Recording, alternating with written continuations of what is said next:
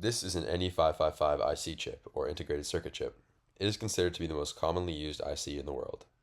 The NE555, better known as just the 555, is usually used in astable mode, where it produces an oscillating digital clock signal with highs and lows programmed by the user by selecting different R1 and R2 resistor values and capacitor values. These values can be calculated to produce a desired frequency or signal using these formulae.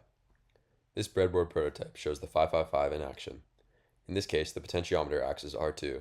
When it is adjusted, the frequency changes. Now let's unpack the 555 IC into some of its main components. This consists of a 358 dual op-amp as a comparator, a 4001 NOR gate, and a 4069 inverter. The circuit is driven by a cycle of charging and discharging of the capacitor.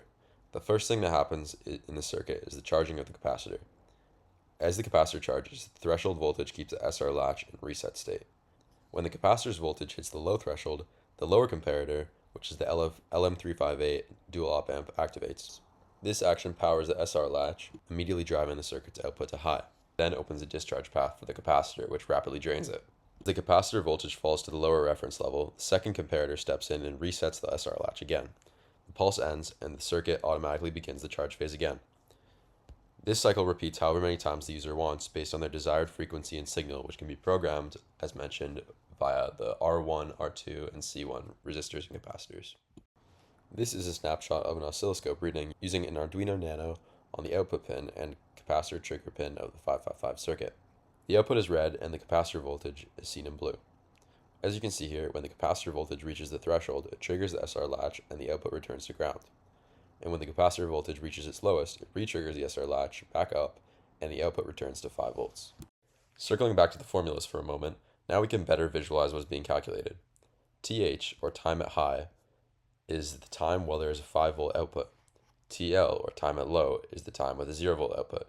Notice how TL doesn't use the R1 variable at all, because when there's a 0 volt output, R1 has 0 impact on the circuit. Finally, F stands for frequency, which is the number of high-low cycles per second. For example, if this happened over the span of 1 second, there would be 2 cycles per second, also known as 2 Hertz.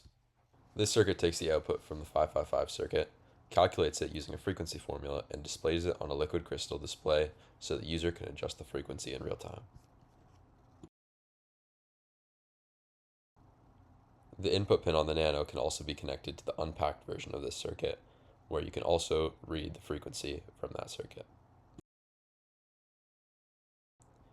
I hope you enjoyed this video and learned more about the 555 IC, as well as what it is made up of.